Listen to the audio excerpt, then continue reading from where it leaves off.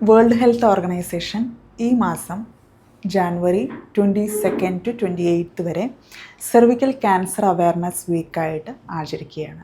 അതുകൊണ്ട് തന്നെ സെർവിക്കൽ ക്യാൻസറിനെ കുറിച്ച് കൂടുതലായി നമ്മോട് സംസാരിക്കുന്നതിനായി ഡോക്ടർ രാധിക മാം, സീനിയർ ഗൈനക്കോളജിസ്റ്റ്, നമ്മോടൊപ്പം ചേരുന്നു. വെൽക്കം ടു ദ ഷോ മാം. നമസ്കാരം.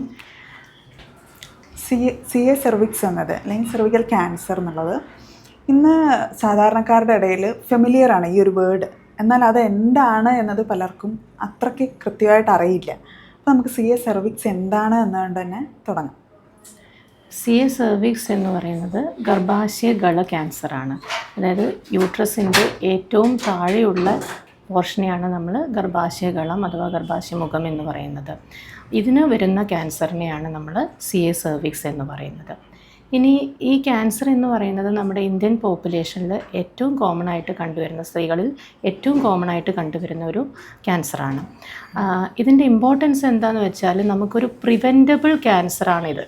നമുക്ക് അത് പ്രോപ്പറായിട്ട് സ്ക്രീൻ ചെയ്ത് ഏർലി ആയിട്ട് ഡിറ്റക്റ്റ് ചെയ്ത്, അല്ലെങ്കിൽ നമ്മൾ ഈവൻ ഏർലി ഡിറ്റക്ഷൻ എന്ന് പറയുന്നതിനേക്കാൾ നല്ലത് നമുക്ക് ആ ക്യാൻസർ വരുന്നതിന് മുൻപ് തന്നെ നമുക്കതിൻ്റെ പ്രീ ക്യാൻസറസ് സ്റ്റേജ് കണ്ടുപിടിക്കാനും അതുവഴി നമുക്ക് നേരത്തെ തന്നെ ട്രീറ്റ് ചെയ്തിട്ട് ക്യാൻസർ ആവുന്നതിനെ നമുക്ക് തടയാനും പറ്റും. അപ്പോൾ അതൊരു പ്രിവെൻറ്റബിൾ ക്യാൻസർ എന്ന് വേണമെങ്കിൽ നമുക്ക് സി എ സെർവിക്സിനെ പറയും. അപ്പോൾ മാഡം, ഈ സി എ സെർവിക്സിന് കാരണമാകുന്നത്, അതായത് പ്രധാന കാരണം HPV, അതായത് ഹ്യൂമൻ പാപ്പിലോമ വൈറസ് ആണെന്ന് നമുക്കറിയാം. എന്നാൽ ഈ ഒരു വൈറസ് എങ്ങനെയാണ് രോഗിയിലേക്ക് കടക്കുന്നത്, അല്ലെങ്കിൽ HPV മാത്രമാണോ അതിൻ്റെ ഒരു കാരണം? എന്താണ് HPV? ഏറ്റവും കോമണസ്റ്റ് റീസൺ അല്ലെങ്കിൽ ഏറ്റവും ഇമ്പോർട്ടൻ്റ് ആയിട്ടുള്ള ഒരു കോസ് എന്ന് പറഞ്ഞാൽ HPV ഇൻഫെക്ഷനാണ്. HPV എന്ന് പറയുന്നത് ഹ്യൂമൻ പാപ്പിലോമ വൈറസ് ഒരു വൈറസാണ്. നമ്മൾ ഈ ജെനീറ്റൽ ഏരിയാസിൽ ജെനീറ്റൽ ഓർഗൻസിനെ അഫക്റ്റ് ചെയ്യുന്ന ഇൻഫെക്ഷനാണ്, ഒരു വൈറസാണ് ഈ HPV എന്ന് പറയുന്നത്.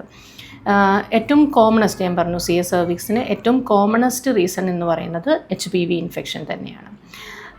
വേറെ നമുക്ക് പറയുകയാണെങ്കിൽ ഇപ്പം ഈ മൾട്ടിപ്പിൾ സെക്ഷൽ പാർട്ട്നേഴ്സ് ഉള്ളവർക്ക്, നേരത്തെ നമ്മൾ സെക്ഷൽ ആക്ടിവിറ്റി തുടങ്ങിയവർക്ക്, അങ്ങനെയുള്ളവരിൽ, അതുപോലെ സ്മോക്കിംഗ് അങ്ങനത്തെ ഹാബിറ്റ്സൊക്കെ ഉള്ള നമ്മളെ ഇന്ത്യൻ പോപ്പുലേഷനിലുണ്ട് ധാരാളം അങ്ങനെയുള്ളവരിലൊക്കെ നമുക്ക് ഈ സി എ സെർവിക്സ് കൂടുതലായിട്ട് കണ്ടുവരുന്നുണ്ട്.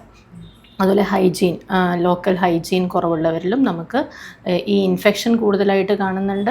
അതുപോലെ തന്നെ HPV ഇൻഫെക്ഷൻ നമ്മുടെ ബോഡിയിൽ വരുന്നത് എങ്ങനെയാണെന്ന് വെച്ചാൽ സെക്ഷൽ ആക്ടിവിറ്റിയിലൂടെയാണ്. അപ്പം അത് നമുക്ക് നേരത്തെ സ്ക്രീൻ ചെയ്യാനും, ഈ സി എ സെർവിക്സിന് നമുക്ക് നേരത്തെ സ്ക്രീൻ ചെയ്യുന്നതിൽ ഈ HPV ഇൻഫെക്ഷൻ കണ്ടുപിടിക്കുക എന്നുള്ളതിന് ഒരു റോളുണ്ട്. മാഡം, സാധാരണക്കാർക്ക് ഇത് തിരിച്ചറിയാൻ പറ്റുന്നത്, അതായത് ഈ ഒരു അടയാളങ്ങൾ വരുമ്പോൾ ഞങ്ങളൊരു ഗൈനക്കോളജിസ്റ്റിനെ കാണിക്കണം എന്ന് നിർബന്ധിതരാവുമല്ലോ. അപ്പോൾ ഈ ഒരു സി എ സെർവിക്സുമായിട്ട് റിലേറ്റ് ചെയ്തിരിക്കുന്ന ഒരു സൈൻസ് ആൻഡ് സിംറ്റംസ് എങ്ങനെയാണെന്ന്? സാധാരണ നമുക്ക് പേഷ്യൻസ് നമ്മുടെ അടുത്ത് വരുന്നത് ഡിസ്ചാർജ് കൂടുതലായിട്ട് വരിക, അവർക്ക് വെള്ളപ്പോക്ക് കൂടുതലായിട്ടുണ്ടാവും. ചിലപ്പോൾ അത് ബാഡ് സ്മെൽ ഉണ്ടായിരിക്കാം, കളറ് വ്യത്യാസത്തിൽ വരുന്നതായിരിക്കാം, കുറച്ച് ബ്ലഡ് സ്റ്റെയിൻഡ് ആയിട്ട് ഡിസ്ചാർജ് വരുന്നവരുണ്ടായിരിക്കും. പിന്നെ ബ്ലീഡിങ് എന്ന് പറഞ്ഞിട്ടുണ്ടെങ്കിൽ ഇപ്പോൾ യങ് ഏജിലാണെങ്കിൽ അവർക്ക് സാധാരണ മാസമുറ സമയത്തല്ലാതെ ഇടയിൽ ബ്ലീഡിങ് വരിക, അല്ലെങ്കിൽ സെക്ഷൽ കോണ്ടാക്റ്റിൻ്റെ സമയത്ത് ബ്ലീഡിങ് വരിക, അല്ലെങ്കിൽ മെൻസസ് നിന്ന് കഴിഞ്ഞിട്ടുള്ള പ്രായമുള്ളവരിലാണെങ്കിൽ മെൻസസ് നിന്ന് കഴിഞ്ഞിട്ട് ബ്ലീഡിങ് ആയിട്ടോ അല്ലെങ്കിൽ വെള്ളപ്പോക്കായിട്ടോ പ്രസൻറ്റ് ചെയ്യാം.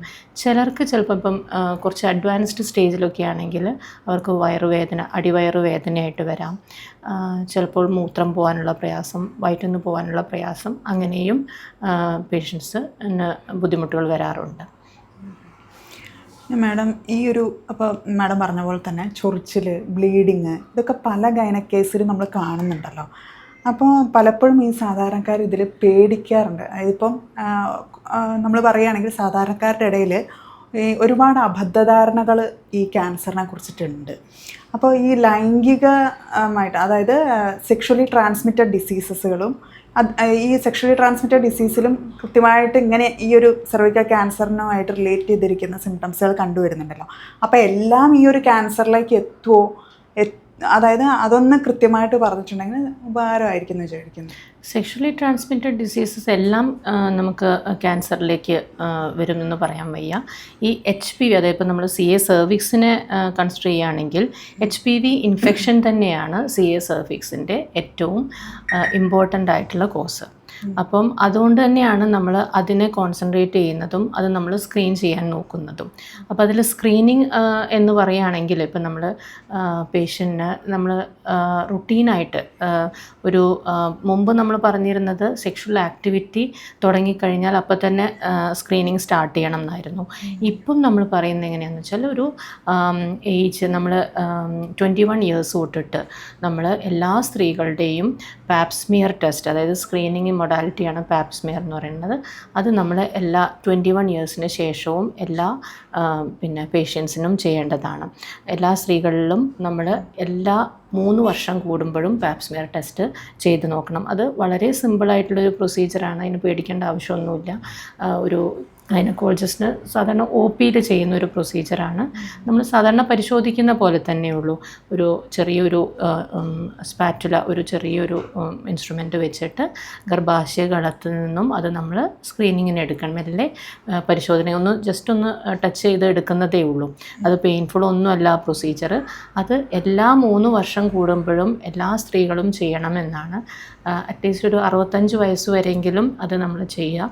ഇനി ഈ HPV ഇൻഫെക്ഷൻ നമുക്ക് അതിൻ്റെ കൂട്ടത്തിൽ ഈ പാപ്സ്മിയർ, സിമ്പിൾ പാപ്സ്മിയർ ഉണ്ട്, അതായത് കൺവെൻഷണൽ പാപ്സ്മിയർ എന്ന് പറയും. അതിൽ നമ്മൾ ഈ ഇതിൻ്റെ ഈ ഗർഭാശയ ഗളത്തിലുള്ള സെൽസിനുണ്ടാവുന്ന വ്യത്യാസങ്ങളാണ് കണ്ടുപിടിക്കുന്നത്. അത് പ്രീ ക്യാൻസറസ് ആയിട്ട്, അതായത് ക്യാൻസർ വരുന്നതിന് മുമ്പ് തന്നെ ഈ സെൽസിൽ എന്താണ് വ്യത്യാസം ഉണ്ടാവുന്നത് എന്നാണ് കണ്ടുപിടിക്കുന്നത്. പക്ഷേ അതിൽ നമുക്ക് ഞാൻ പറഞ്ഞു 3 വർഷം കൂടുമ്പോഴാണ് കൺവെൻഷണൽ പാപ്സ്മിയർ ചെയ്യേണ്ടത്. ഇനി നമ്മൾ HPV ടെസ്റ്റും കൂടെ അതിൻ്റെ കൂട്ടത്തിൽ ചെയ്യണം. അതിനാണ് നമ്മൾ ലിക്വിഡ് ബേസ് സൈറ്റോളജി എന്ന് പറയുന്നത്. അതിൽ നമുക്ക് സാധാരണ പാപ്സ്മിയറിൽ കിട്ടുന്ന പോലെ തന്നെ സെൽസിൻ്റെ വ്യത്യാസങ്ങളും മനസ്സിലാവും. അതിൻ്റെ കൂട്ടത്തിൽ നമുക്ക് HPV വൈറസ്, ആ ഇൻഫെക്ഷൻ നമ്മുടെ ബോഡിയിലുണ്ടോ എന്നുള്ളതും കൂടെ നമുക്ക് കണ്ടുപിടിക്കാൻ പറ്റും. അത് നമ്മുടെ കൺവെൻഷണൽ സ്മിയറിനേക്കാൾ കുറച്ചുകൂടെ കോസ്റ്റ്ലി ആണ്. എന്നാൽ അത് ചെയ്യുകയാണെങ്കിൽ, അതും കൂടെ നമുക്ക് ചെയ്യണമെങ്കിൽ പിന്നെ 5 വർഷത്തിലൊരിക്കലേ നമുക്ക് ഈ സ്ക്രീനിങ് ടെസ്റ്റ് ചെയ്യേണ്ട കാര്യമുള്ളൂ. അപ്പോൾ അതിൽ നമുക്ക് നേരത്തെ ഇങ്ങനത്തെ ക്യാൻസറിൻ്റെ തുടക്കം എന്നുള്ള രീതിയിലുള്ള ഈ ടിഷ്യൂവിൽ സെൽസിൽ ചേഞ്ചസ് നമുക്ക് മനസ്സിലാക്കുകയാണെങ്കിൽ അതിന് നമുക്ക് ഫർദർ അതിൻ്റെ ഡയഗ്നോസ്റ്റിക് പ്രൊസീജിയേഴ്സ് ചെയ്യാൻ അത് നമ്മളെ സഹായിക്കുന്നുണ്ട്. അങ്ങനെയാണെങ്കിൽ നമ്മൾ സ്ക്രീനിങ് ആൻഡ് ഡയഗ്നോസിസ്. അപ്പോൾ ഡയഗ്നോസ് ചെയ്ത് കഴിഞ്ഞിട്ടുണ്ടെങ്കിൽ പെട്ടെന്ന് തന്നെ നമ്മൾ ട്രീറ്റ്മെൻറ്റ് മൊഡാലിറ്റീസിലേക്ക് പോവുകയാണോ, അതോ ട്രീറ്റ്മെൻറ്റ് ഇന്നത് എന്ന് കൺഫേം ചെയ്യുന്നതിന് മുൻപ് വേറെ എന്തെങ്കിലും സ്പെഷ്യലായിട്ട് വല്ല ഡയഗ്നോസിസ് ടെസ്റ്റുകൾ എന്തെങ്കിലും ചെയ്യേണ്ടതായിട്ടുണ്ടോ? അതായത് നമ്മളിപ്പം ഈ പാപ്സ്മിയർ എന്ന് പറയുന്നത് ഒരു സ്ക്രീനിങ് മൊഡാലിറ്റിയാണ്. അതായത് എല്ലാ പോപ്പുലേഷനും നമ്മൾ ഒരു ഹൈ റിസ്ക് എന്നോ ലോ റിസ്ക് എന്നോ ഇല്ല, എല്ലാ സ്ത്രീകളെയും നമുക്ക് ഈ ടെസ്റ്റിന് വിധേയമാക്കണം എന്നുള്ളതാണ്. അപ്പം അതിൽ നമുക്കൊരു സംശയം തോന്നുകയാണെങ്കിൽ അതിൽ പലതരത്തിലുള്ള റിപ്പോർട്ട് വരും. അപ്പം ഇങ്ങനെ നോർമൽ ചേഞ്ച്, ജസ്റ്റ് പുണ്ണ് മാത്രം, അതായത് അങ്ങനത്തെ ചേഞ്ച് വരാം. പിന്നെ അല്ലെങ്കിൽ ചെറിയ പല രീതിയിൽ നമ്മൾ LSIL, HSIL അങ്ങനെ പല രീതിയിലുള്ള ചേഞ്ചസ് അതിൽ കാണിക്കാറുണ്ട്. അപ്പോൾ അതിൽ ഓരോന്നും കണ്ടുപിടിച്ച് ഓരോന്നിനും അത് പിന്നേക്ക് ക്യാൻസർ ആവാനുള്ള റിസ്കിൽ വ്യത്യാസമുണ്ട്. അപ്പോൾ ആ റിസ്ക് നമ്മൾ മനസ്സിലാക്കിക്കൊണ്ട് തന്നെ നമ്മൾ അടുത്ത ടെസ്റ്റിലേക്ക്, അതായത് ഡയഗ്നോസ്റ്റിക് ടെസ്റ്റിലേക്ക് പോകും. അതാണ് നമ്മൾ ബയോപ്സി എടുക്കുക എന്നുള്ളത്. അപ്പോൾ ഈ ബയോപ്സി സെർവിക്സ് എന്ന് പറയുന്നത് നമ്മൾ ചെയ്ത് കഴിഞ്ഞാൽ നമുക്ക് ഡെഫിനിറ്റീവ് ഡയഗ്നോസിസ് ആണ്. അത് ക്യാൻസർ ആണോ അല്ല പ്രീ ക്യാൻസറസ് ലീഷനാണോ എന്നുള്ളത് നമുക്ക് മനസ്സിലാക്കുകയും അതിനനുസരിച്ച് നമ്മൾ ട്രീറ്റ്മെൻറ്റ് തുടങ്ങുകയാണ് വേണ്ടത്. അപ്പോൾ അതിൽ തന്നെ ഇപ്പോൾ നമ്മൾ ഏർലി സ്റ്റേജ് ആണെങ്കിൽ നമുക്ക് കോട്രൈസേഷൻ, അവിടെ കരിക്കുന്നത്, അല്ലെങ്കിൽ ആ പോർഷൻ നമ്മൾ കോൺ ബയോപ്സി എന്ന് പറയും. അത് നമ്മൾ ആ പോർഷൻ നമ്മൾ കട്ട് ചെയ്ത് എവിടെയാണോ അൺഹെൽത്തി ആയിട്ടുള്ള ഏരിയ അവിടെ നമ്മൾ കട്ട് ചെയ്ത് കളയാം. അപ്പം ഈ കോൾപോസ്കോപ്പി എന്ന് പറഞ്ഞിട്ട് നമ്മൾ ഈ ഗർഭാശയ ഗളത്തെ നമ്മൾ വിഷ്വലൈസ് ചെയ്ത് അവിടെ നോക്കിയിട്ട് നമ്മളത് കൂടുതൽ മാഗ്നിഫൈഡ് ആയിട്ട് നമ്മൾ നോക്കിയിട്ട് ആ ഭാഗത്തു നിന്ന് ബയോപ്സി എടുക്കുന്നതാണ് ഏറ്റവും ഐഡിയൽ മെത്തേഡ്. അപ്പോൾ നമുക്ക് കുറച്ചും കൂടെ നമുക്ക് ഡയഗ്നോസിസ് ആക്യുറേറ്റ് ആയിരിക്കും. അങ്ങനെ അങ്ങനെ നമ്മൾ ബയോപ്സി എടുത്തിട്ട് റിപ്പോർട്ട് വന്നതിന് ശേഷം നമ്മൾ ആ പേഷ്യൻ്റ് ഇപ്പോൾ നമുക്ക് ക്യാൻസർ ഉണ്ട് നമ്മൾ ഉറപ്പിച്ച് കഴിഞ്ഞാൽ നമ്മൾ അവരെ സ്റ്റേജ് ചെയ്യണം. അവരെ ആ ക്യാൻസറിനെ നമ്മൾ സ്റ്റേജിങ് പ്രോസസ്സിന് വിധേയമാക്കുകയാണ്. അതിന് നമുക്ക് കുറേ മൊഡാലിറ്റീസ്, അതായത് സ്കാൻ ചെയ്യേണ്ടി വരും, സാധാരണ അൾട്രാസൗണ്ട് സ്കാൻ ചെയ്യേണ്ടി വരും, MRI സ്കാൻ ചെയ്യണം. അതുപോലെ തന്നെ നമ്മൾ ഈ ക്യാൻസർ നമുക്ക് വേറെ ഏത് ഭാഗങ്ങളിലേക്കൊക്കെയാണോ സ്പ്രെഡ് ഉണ്ടാവുന്നത് ആ രീതിയിൽ അത് ഓരോന്നും നമ്മൾ ഇവാലുവേറ്റ് ചെയ്യാനുള്ള കൂടുതൽ ടെസ്റ്റുകളും നമ്മൾ ചെയ്യേണ്ടി വരും. ഇതെല്ലാം കഴിഞ്ഞിട്ടാണ് നമ്മൾ ആ ക്യാൻസറിനെ നമ്മൾ സ്റ്റേജ് ചെയ്യുന്നതും അതിനനുസരിച്ചാണ് നമ്മൾ എന്ത് ട്രീറ്റ്മെൻറ്റാണ് കൊടുക്കേണ്ടതെന്ന് തീരുമാനിക്കുന്നത്. അപ്പോൾ നമ്മൾ ഏർലി സ്റ്റേജിലുള്ള ക്യാൻസറിനൊക്കെ നമുക്ക് സർജറി തന്നെയാണ് ട്രീറ്റ്മെൻറ്റായിട്ട് പറയുന്നത്. യൂട്രസും അതിൻ്റെ അനുബന്ധ ഭാഗങ്ങളും നമ്മൾ എടുത്ത് ഒഴിവാക്കുന്നത് വഴി നമുക്ക് ആ ക്യാൻസറിനെ ഒരു ഓൾമോസ്റ്റ് കംപ്ലീറ്റ് ആയിട്ട് ക്യൂർ ചെയ്യാൻ പറ്റുന്നുണ്ട്. അതല്ലാണ്ട് നമ്മളത് ഇപ്പം നമുക്കതൊരു ലേറ്റ് സ്റ്റേജിലാണ് നമ്മൾ ഡിറ്റക്റ്റ് ചെയ്യുന്നത്, കുറച്ചും കൂടെ വലിയ ഗ്രോത്ത് ആയിട്ടാണ് നമ്മൾ ഡിറ്റക്റ്റ് ചെയ്യുന്നുണ്ടെങ്കിൽ നമുക്ക് സർജറി നമുക്കൊരു ട്രീറ്റ്മെൻറ്റ് ഓപ്ഷൻ അല്ല. അന്നേരം നമ്മൾ കീമോ റേഡിയേഷൻ, അതായത് മരുന്ന് കൊടുക്കുകയും റേഡിയേഷൻ രണ്ടും കൂടെ ഒരുമിച്ച് നമ്മൾ ചെയ്യുന്നതാണ് അങ്ങനെ ലേറ്റ് സ്റ്റേജിലുള്ള ട്രീറ്റ്മെൻറ്റ് എന്ന് പറയുന്നത്.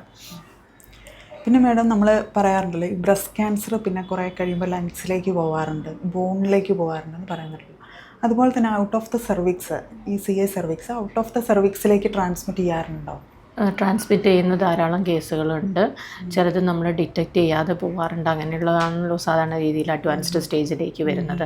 അതും ഇതേപോലെ തന്നെ ലങ്സിലും ബാക്കി ഇപ്പം നമ്മൾ സെർവിക്സിൻ്റെ അവിടെ നിന്ന് മുകളിലോട്ട് പോയി യൂട്രസിൻ്റെ അപ്പർ പോർഷൻ, അതുപോലെ തന്നെ ഓവറീസ്, അതിൻ്റെ സൈഡിലുള്ള പോർഷൻസ്, എല്ലാ ഭാഗങ്ങളെയും ചുറ്റിനുള്ള എല്ലാ ഭാഗങ്ങളെയും അതുപോലെ ഡിസ്റ്റൻറ്റ് ആയിട്ടുള്ള അവയവങ്ങളെയും അതുപോലെ തന്നെ ബാധിച്ചേക്കാം. അതുകൊണ്ടാണ് ഞാൻ പറഞ്ഞ ഈ സ്റ്റേജിങ് എന്ന് പറയുന്നത്. അതിൽ നമ്മൾ ലങ്സ്, പിന്നെ ലിവർ, എല്ലാ അവയവങ്ങളിലും ഏത് അവയവങ്ങളെ വേണമെങ്കിലും ഇത് അവിടേക്ക് വരെ അതിൻ്റെ ഇത് എത്തിയേക്കാം ക്യാൻസറിൻ്റെ. അപ്പോൾ നമ്മൾ സ്റ്റേജ് ചെയ്യുമ്പോൾ എപ്പോഴും ഇതെല്ലാ അവയവങ്ങളെയും നമ്മൾ സ്ക്രീൻ ചെയ്യുന്നുണ്ട്. അതിന് വേണ്ട ടെസ്റ്റുകൾ, അതാണ് ഈ MRI ടെസ്റ്റുകൾ, അതുപോലെ എക്സ്റേ എടുക്കുക, ചെസ്റ്റിൻ്റെ എക്സ്റേ എടുക്കുക, അങ്ങനെ CT സ്കാൻ ചെയ്യുക ചെസ്റ്റിൻ്റെ ഒക്കെ, അവിടെ എന്തെങ്കിലും നമുക്കിതിൻ്റെ ഡെപ്പോസിറ്റ്സ് ഉണ്ടോ എന്ന് അറിയാൻ വേണ്ടിയിട്ട്. പിന്നെ മാഡം ഇതിൻ്റെ ഒരു പ്രിവെൻഷനിൽ ഇന്നിപ്പോൾ നമുക്ക് വാക്സിൻസ് അവൈലബിൾ ആണെന്ന് കേട്ടിട്ടുണ്ട്. എന്നാൽ അത്രത്തോളം ആളുകളിൽ അത് എത്തിയിട്ടില്ല എന്നാണ് എനിക്ക് തോന്നുന്നത്. വാക്സിൻസ് ഉണ്ട് എന്ന ഒരു അറിവ് ആളുകളിൽ ഇപ്പോഴും ഇല്ല, അത്രത്തോളം എത്തിയിട്ടില്ല. അപ്പോൾ ഇതിൻ്റെ ഒരു പ്രിവെൻറ്റീവ് മെഷേഴ്സ് എങ്ങനെയാണെന്ന്? ഇതിലിപ്പം നമുക്ക് കോസേറ്റീവ് ഓർഗാനിസം, ഏറ്റവും ഓൾറെഡി പറഞ്ഞ പോലെ HPV, ഹ്യൂമൻ പാപ്പിലോമ വൈറസാണ്. അപ്പോൾ ഈ ഹ്യൂമൻ പാപ്പിലോമ വൈറസിനെ പ്രിവെൻറ്റ് ചെയ്യാനുള്ള, ആ ഇൻഫെക്ഷൻ പ്രിവെൻറ്റ് ചെയ്യാനുള്ള മെത്തേഡാണ് നമ്മളിവിടെ പ്രിവെൻഷൻ ഓഫ് സെർവിക്സ് എന്നുള്ള രീതിയിൽ കൺസിഡർ ചെയ്യുന്നത്. അപ്പോൾ അതിന് തന്നെ പിന്നെ വാക്സിൻസ് നമുക്ക് മെയിൻലി കുറേ തരത്തിലുള്ള, അപ്പോൾ കുറേ ഗ്രൂപ്പിലുള്ള ഹ്യൂമൻ പാപ്പിലോമ വൈറസ് ഉണ്ട്, കുറേ സ്ട്രെയിൻസ് ഉണ്ട്. അപ്പോൾ അതിൽ നമ്മൾ ഏറ്റവും കോമൺ ആയിട്ട് നമ്മൾ അഫക്റ്റഡ് ആവുന്നത് ചില ഗ്രൂപ്പുണ്ട്. അതിനെ ടാർഗറ്റ് ചെയ്തുകൊണ്ടുള്ള വാക്സിൻസ് ആണ് ഇപ്പോൾ അവൈലബിൾ ആയിട്ടുള്ളത്. അതിപ്പം 2 സ്ട്രെയിൻസിന് മാത്രം എഫക്റ്റീവ് ആയിട്ടുള്ളതുണ്ട്, 4 സ്ട്രെയിൻസിന് എഫക്റ്റീവ് ആയിട്ടുള്ളതുണ്ട്, 9 സ്ട്രെയിൻസിന് എഫക്റ്റീവ് ആയിട്ടുള്ള വാക്സിൻസൊക്കെ അവൈലബിൾ ആണ്.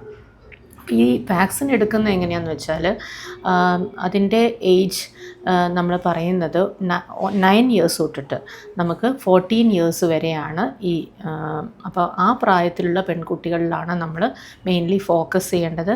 അവരിലാണ് നമ്മൾ ഈ വാക്സിൻ തുടങ്ങേണ്ടത്. ഐഡിയൽ ഏജ് ഗ്രൂപ്പ് എന്ന് പറയുന്നത് 9 to 14 ഇയേഴ്സാണ്.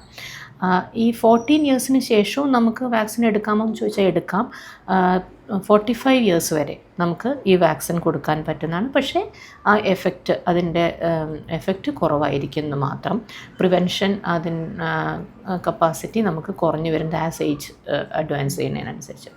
അപ്പം ഇതിൽ ഈ 9 to 14 ഇയേഴ്സിനുള്ളിലാണ് നമ്മൾ വാക്സിൻ കൊടുക്കുന്നത് വെച്ചാൽ 2 ഡോസേ ആവശ്യമുള്ളൂ. അത് നമ്മൾ ഫസ്റ്റ് ഡോസ് എടുത്തതിന് ശേഷം 6 മന്ത്സിലാണ് സെക്കൻഡ് ഡോസ് കൊടുക്കുന്നത്. ഇനി 14 ഇയേഴ്സിന് ശേഷമാണ് നമ്മൾ വാക്സിൻ എടുക്കുന്നതെന്നുണ്ടെങ്കിൽ നമുക്ക് 3 ഡോസ് ആവശ്യമാണ്. അത് 0, 1 or 2, 6 അങ്ങനെയാണ് അത് വരുന്നത്. അതായത് ഫസ്റ്റ് ഡോസ് എടുക്കുക, അതിൻ്റെ ആ ഫസ്റ്റ് ഡോസിന് എക്സാക്ട്ലി 1 മന്തിൽ നമുക്ക്, അല്ലെങ്കിൽ സെക്കൻഡ് മന്തിലോ സെക്കൻഡ് ഡോസ് എടുക്കാം. അതിന് ശേഷം 6th മന്തിൽ 3rd ഡോസ്, അങ്ങനെയാണ് വരുന്നത്. ഇനി ഇത് നമുക്ക് ഇപ്പം സ്ത്രീകളിൽ മാത്രമാണോ നമുക്കിത് പ്രിവെൻഷൻ എന്ന് ചോദിച്ചാൽ, ഇപ്പം നമുക്ക് ഈ എച്ച് പി വി ഇൻഫെക്ഷൻ മെയിൽസിനെ എഫക്റ്റ് ചെയ്യുന്നുണ്ട്. ഞാൻ പറഞ്ഞു HPV എന്ന് പറയുന്നത് ജെനീറ്റൽ ഏരിയാസിൽ എഫക്റ്റ് ചെയ്യുന്ന ഒരു വൈറസാണ്. അപ്പം മെയിൽസിനാണെങ്കിൽ ഈ പെനിസിലുണ്ടാവുന്ന വാർഡ്സ് അങ്ങനത്തെയൊക്കെ അത് പിന്നെ HPV ഇൻഫെക്ഷൻ ഒരു കാരണമാണ്. അപ്പോൾ അതിന് പ്രിവെൻറ്റ് ചെയ്യാൻ നമുക്ക് ഇവൻ മെയിൽസിനും ഈ വാക്സിൻ കൊടുക്കാവുന്നതാണ്.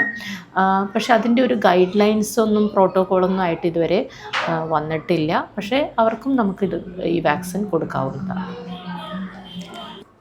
അപ്പോൾ കൃത്യമായ പാപ്സ്മിയർ സ്ക്രീനിങ് വഴിയും വാക്സിനേഷൻ വഴിയും CA സെർവിക്സിനെ നമുക്കൊരു പരിധിവരെ പ്രിവെൻറ്റ് ചെയ്യാം എന്ന മാഡത്തിൻ്റെ പോസിറ്റീവ് ഒപ്പീനിയനോട് കൂടിയിട്ട് let's wind up the section. Thank you ma'am. Thank you.